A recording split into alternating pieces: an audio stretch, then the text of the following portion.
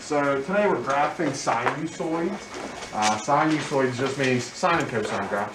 So they're going to expect us to graph some stuff. You have no idea how to graph this. So if you go back to your earliest graphing experiences, algebra 1, algebra 2, I give you a thing that's like y equals whatever, and you have to make a graph out of thin air. What would you have to resort to make a graph of anything? Pairs. Yeah, make some ordered pairs. How do we usually organize those in our experiences? Yeah, we made a thing called a chart. It's a T word. Table. Make a table. For sine, you already sort of have a table of answers for sine that you know. How do you know sine of this, sine of that, sine of the other thing? How are there some of those that you know? The chart you want. The trig chart that we memorized in theory. So somewhere in our memory bank, what are some numbers that we memorized on that chart? 0, 30, 30, 45, 60, 90, sine, 0, half, 2 over 2? 3 over 2. 1. Another thing to keep in mind as we do this, what was sine? The very first day sine was introduced to you. How was sine introduced to you? O over H. O over H. Where H stood for the hypotenuse. We'll come back to cosine in a second.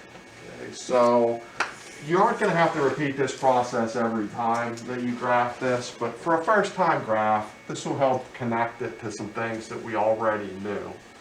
I'm going to go on my theta axis as far as 360,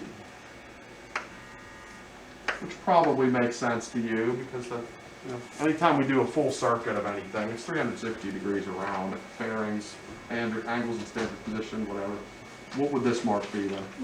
180? 70? 90? If the sine of 0 is 0, where should I throw a dot?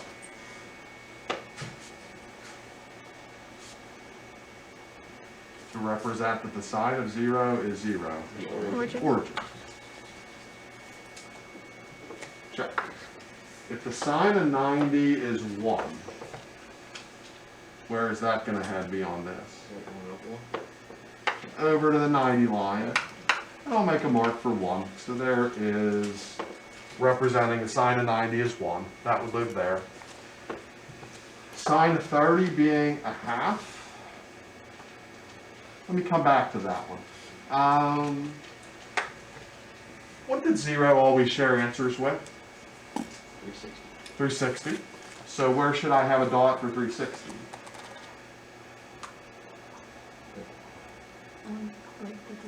On the line. On the axis. Who else sort of shared answers with 0? True, but a number that's on the board that sort of shares values with 0. 180? 180. Why do 180 and 0 sort of share? Both on the x-axis. They're both on the x-axis. And here, in fact, they do completely share. I'm going to do another dot on the x-axis. Who does 90 sort of share with? 270. Why do they sort of share? They're on the same axis. Why do they truly only sort of share 270 versus 90? How was 270's answer different than 90's answer? Negative. It was negative. So I go down there. Now let's double back. Sine of 30 is a half. I'm not going to be able to do that with great precision, but what would I do to show you sine of 30 is a half on this graph? Over a third of the way to 90, and up half a square, so something like that. Sine of 45 is this crazy thing, so I'd want to move over halfway, and you'll take my word for it that it's like 0.7. So we'd be up more than a half, but not super high. Root 3 over 2, we'd move over like 2/3 of the way, and you probably take my word for it that it's 0.866, so that's going to be A little higher than this. a little higher than the 70, something like that. So just using stuff we know, do you feel comfortable that you know what that graph would look like? Moment. The whole big graph? Yeah, the entire graph, what do you think? You have confidence that you know what it's going to look like? This. Okay, so Gio's got his finger going there for that. Let's use our calculator and see. So grab your calculator, turn it on. Do you remember how to graph? It's been a while since we've used these together. Okay, and you hit the y equals button. Okay. Okay, then we're going to punch, if there's anything there already, hit clear to wipe it out. Clear will zap the entire line. If there's other lines that are full of nonsense, go up, scroll up and down and clear all the lines. Anything that's full, clear it, clear it, clear it. But we want to go in the line that says y1, push the sign button. And then to do the variable, you need to use the button that's diagonally from the yellow key. It says like x/theta/t or some such thing. You lost me at y equals. Okay, so hit y equals. After y equals, does it say anything? Oh, where's the y equals? At the top left. Oh, okay. That's it. Okay, is there anything in there? No. Okay, so type sign. Okay. And then to do the variable, use the button that's diagonally from the yellow button. It'll say x, theta, and t, I think. Is that true? Something like that, okay. And then hit graph, which is on the top right corner, I'm pretty sure. And it may look sort of funky. It might be set up right now more to graph algebra stuff than trig stuff. So regardless of how it looks, hit zoom, which is also on that top row somewhere. And on the zoom category, which word do you think you'd prefer to choose? Trig. Trig is correct. So let's do it for a zoom trig. How do you get it to the theta button? Just push it. I have x. Yeah, just push it. Oh, okay, that's good. Now what? See, we'll hit graph. If it looks funky, or even if it doesn't, maybe hit zoom and trig. I don't think that I have anything. Okay, hit zoom. Top right. Okay, and then hit the zoom. Click Yeah, zoom. and then go to it. There you go. So zoom and trig. We good? Yep. Was Gio right with his finger? He was. So it's like the part that we did does that. On your screen, is that all it does? No, it's gonna Repeat. repeat forever, both to the right Yeah. and to the left. It's gonna go, go, go, go, go. This way, it's gonna go, go, go, go, go, go. It's never gonna get higher than 1 though, okay? Because if we go back to this idea that I didn't use yet, but I wanted to, the h stood for the hypotenuse. The hypotenuse in a picture is always the biggest. So if the bottom's always bigger, we can never get above 1. 1's the highest we could ever go. -1's the lowest we could ever go for sine. There we go. The next time you would do this, I would suggest what you do is just kind of memorize that's what the shape was supposed to look like, and instead of taking 5 minutes, take 10 seconds to go. 360 is always my number that matters in trig to complete anything. 180 and 90 and 270 are familiar numbers. Sine is at the top at 1, it's at the bottom at -1. And I remember from my chart, sine of 0 is 0, sine of 90 is 1. And then I'm just going to make the like seesaw looking graph, and some of the other ones we did earlier in the year, just do that. That's a lot quicker than the table and all that. Everything in the table is true, that's all a good review of what we did, that's all what this is based on. But you don't need to build a table every time. Question there? Okay, let's do cosine. Cosine will be the same way. The first time we do this, it's going to take us a minute. to generate like the graph from our previous knowledge. But once you see what it looks like, you should be able to graph it in like 10 seconds when you see it again. So with the 360, all those numbers still seem to be in play?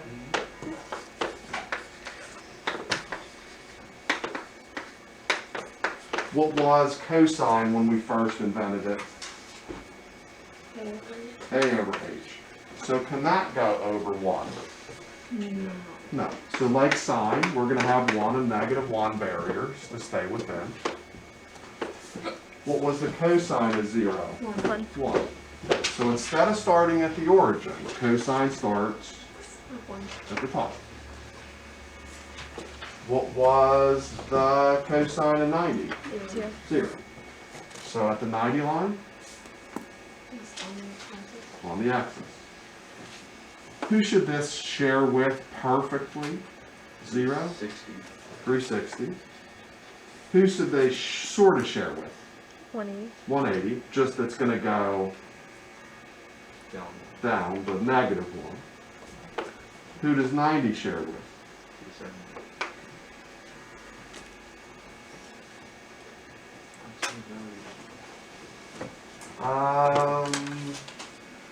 30 cosine? Root 3 over 2.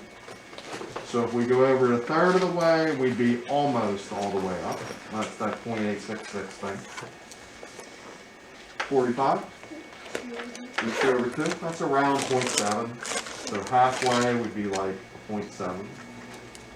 This was No, 1 over here. was a half. So 60, we're like halfway up. How much confidence do you have in your ability that we see the full shape coming? Pretty confident, okay? Let's use a calculator to just confirm what you think is coming. Hit the y equals button again. Just go to where it already says sine. Just replace it with cosine.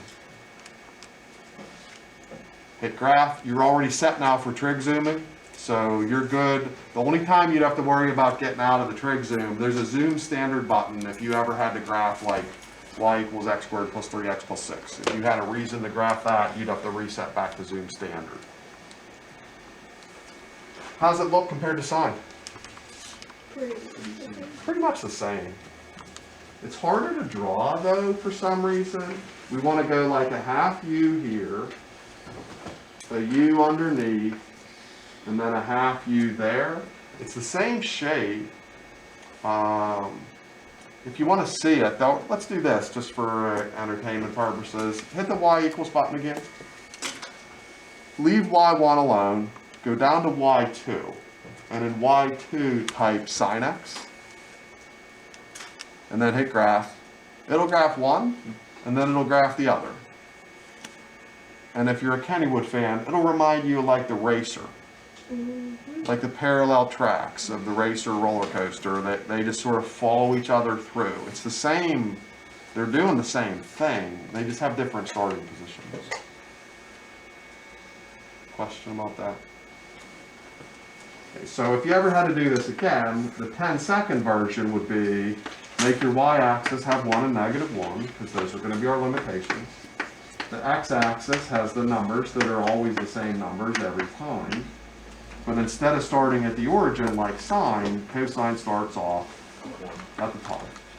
Then it'll cross, bottom out, recross, and every graph of these is going to finish back where we started. So, question there? So here's some words that'll matter to us. A couple new words will get introduced tomorrow, but these are the words of today.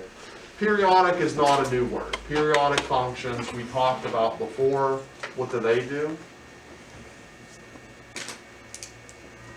We have a test that people are still fixing where they're periodic, yes or no. How do you know? If you repeat. If they repeat. Periodic functions repeat. Are these periodic? Yes. Yes, they're going to repeat. And your calculator shows that better than my board because I only graphed one cycle. So to use that word officially, what do I mean by graphing one cycle? What is the cycle? Function of 360 degrees. can be. It's not always going to be 360 though. It's just the part that repeats. If we just take one of those, I graphed you one cycle. That part that I graphed you is going to happen over and over again. Right here in my dotted line, I drew you a second cycle. So I have a full cycle we did with numbers. I graphed the second cycle with dotted lines. In the homework, you're only ever going to have to graph one cycle of everything. The period measures how many degrees in a cycle. For both of the ones that I just did, what was the period? They both had a period of 360. It took 360 degrees for it to repeat. The amplitude is going to be the distance from the axis to either a high or a low point. So on the ones that I just did, what did they just have for amplitudes on both of the graphs we just did?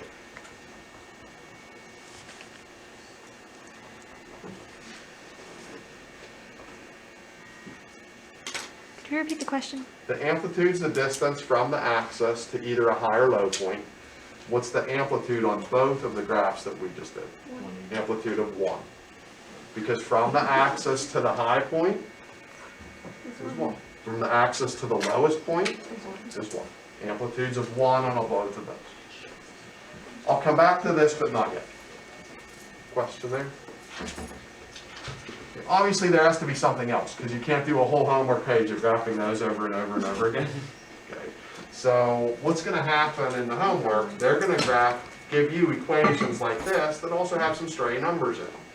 And what we're going to have to learn to do, and this is, by the way, usually a fan favorite of the chapters. Most people see graphing and they're like, let me out of here.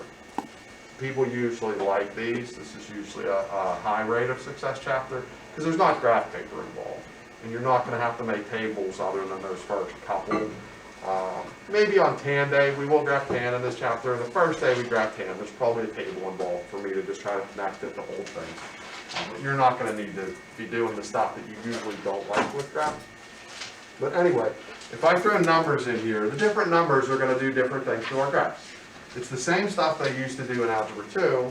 Unfortunately, last year in Algebra 2, when we were learning this, we were on lockdown at home in quarantine and learning about graphs moving up and down and graphs stretching and flipping, and like we did a bunch of that stuff. But you were all at home, and that was a less effective way to learn that. Does anybody have a guess as to what the 3 may do? It does not go right through. It doesn't bring it up 3 times steeper. It makes it 3 times as tall, would have been our Algebra 2 explanation. Graph it on your calculator and you'll see what I mean. So Is this still sine 1? let's go y1, let's do y1 to be sine x. Let's go y2 to be 3 sine x for comparison purposes. And then you can hit graph, and it'll graph the basic sine graph. And then it'll do this new one that involves the 3, and you'll see it got 3 times taller. If we go to use a trig word, however, which of the trig words just got changed? The amplitude. Instead of its usual amplitude of 1, it now has an amplitude of 3. So if I go to sketch this graph, I'm going to do a high line of 3, a low line of negative 3. On my x-axis, however, it's still going to be the same numbers, 90, 180, 270, 360. Where does all sine graphs start? Origin. Origin. And then at the first line, does it go up or down? Up. Then it's going to high, low, or touch. Touch. Low. Always finish where you start. Zappo. Question about that? So the homework, what you're going to do is 2 things. You're going to have a fact list, amplitudes or whatever, and then a graph. Will this do the same thing or a different kind of thing? Different kind of thing. Anybody have a memory or a guess? Something about width I heard. And two, like make it 2 times wider. Okay, so she says 2 times wide. Let's graph it and see. Leave y1 as sign, y2 put the new thing, and you'll see that she's wrong. Oh. But when you see it, you might remember from Algebra 2, the wideness never did what you thought it was going to do. Does it? It's half as. It's half as wide. Yeah. It made it half as wide. So your high line is still the normal 1. The low is -1. But the finish line, it doesn't take 360 to do a cycle. It takes 180. To use a word, which word got changed? The period. The period is 180. How could we use math to do that in the future without having to graph everything? How could we pull the 180 out? 360 divided by. 360 divided by that number. Okay, so taking a step slightly to the left. When they give you an equation, they can stick a letter in the front. What did that change? Amplitude? The amplitude. They could squeeze a number in there. What did that change? The period, but how?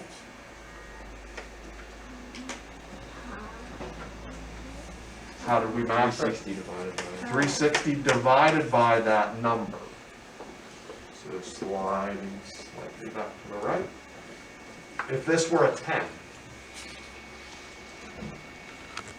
this would be 36. If this were 120, if I threw you 120 here, you'd get a 3. It's 360 divided by that. What if I put a half?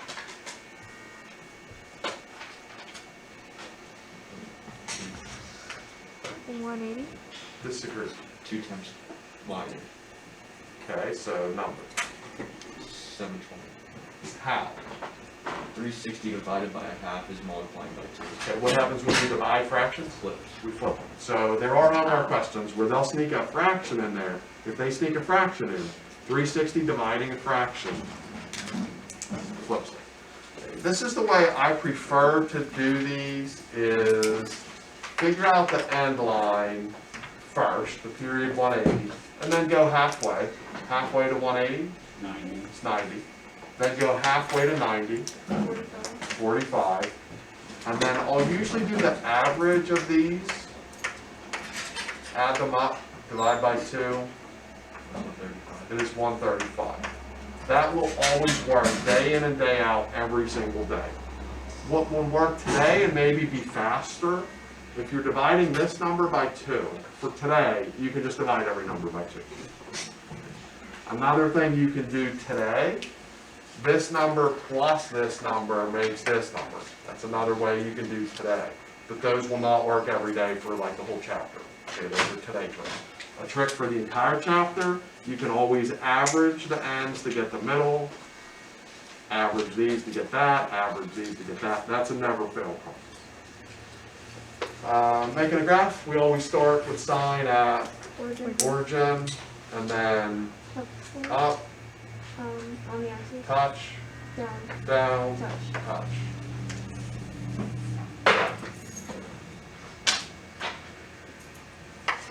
What do you think about this one? Amplitude or period? Amplitude of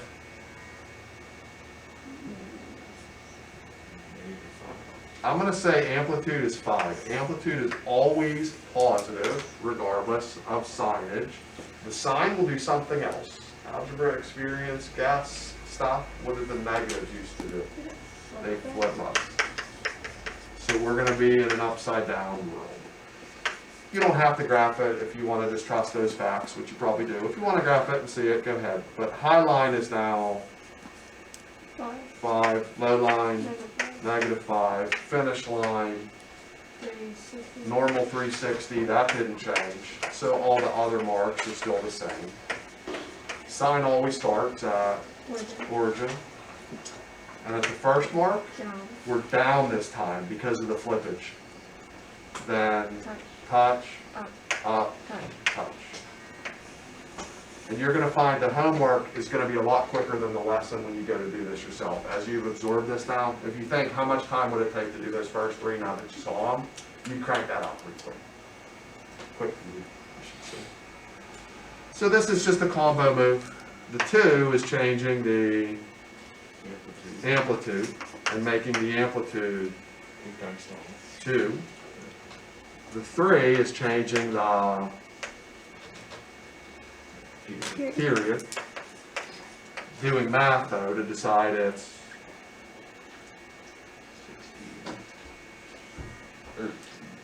120. 360 divided 3 is 120. Question about fact listing. Okay, highest high. 2. Lowest low. 2.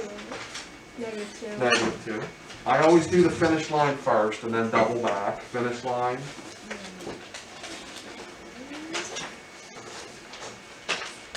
120. 120. The halfway mark. 60. 60. Halfway to 60. 30. Halfway in between 60 and 120. 90. And then make our gap. Sine starts at Origin. origin. Up. Up. Touch. Touch. Down. Down. Touch. Touch. All of the sine graphs are essentially going to be the same exact shape over and over and over again, with an occasional exception where the one got flipped. What's going to change are some of the numbers. The numbers are going to change. Question about that? Then a quick run through of cosine world. So this would change the amplitude would be 4. Will this change the amplitude? No. This changed the amplitude. Yes. Amplitude 2. 2. Will this change the amplitude? Yes. Amplitude 100. Anything else going on that one? No. Something has to be going on this one. What's going on this one? The period. Period 120. 120. Anything else on this third one? Yes. What? It flips. It flipped. Anything else on this one? Yes. Yes. What? Period. Period. Agreed. Again, in the homework, I'll want a fact list. Tomorrow in class, we can do a come around the room and give our fact lists. We can say period 120, amplitude 100. What we can't do in class is do a come around where you're like, my graph goes like this. You can't do that, okay? That's not practical. So we can exchange verbally our fact lists, then we just kind of have to hope for the best on the graph. High and low marks on this one. And -4. Finish line. Still 360. 360. So all of the other numbers stay the same. Common mistake, people go here and start their graph, and that's wrong. Up We go up one. Why? We just got like in condition that use the origin all the time. You only use the origin for sine. Cosine doesn't start there. Cosine starts at the mountaintop. Then it touches, Down. lowest point, Touch. retouch, Up one. and always finish where you start. And it's just a more awkward drawing to draw, I think. It like feels incomplete, like you're left hanging there at the edge of the cliff at the end. But it is what it is. This one, high-low, 1. ones. Finish line, 120. 120. And we already did that set of numbers a second ago, so I'm just gonna find that, recopy them real quick. And then cosine starts off Up one. at the top. Then a flip, I don't know how much time we lost. that's all right. If you don't do a flip on this, you'd end up with pen doing this. And then you end up with your pen having to realize there's another one on there, and you have like a doubled thing, and you kind of like want to scribble this out and act like it's not there, but I'm grading your paper. And I like to turn this into a trig monster. So if you use pen on this, and it's a flip, and you forget to do your flip,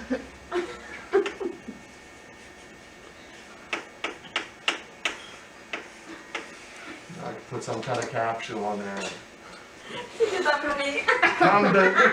Come to school, you people who are absent watching this video, or Mr. Trig Crab Monster will eat you. Something. That's all my hope. You have one of those on your homework? You have a crab monster from back in the day? So I enjoy drawing an occasional trig crab monster. It looks like a trig crab monster. You do that first one, and then you flip it and do another one. It's Mr. Trig Crab Monster putting in the appearance once in a while. Okay, he's gonna have something to drink. Bless you. Thank you. Bless you. Yes. So are we good to stop recording then? Or? Yeah, we're done.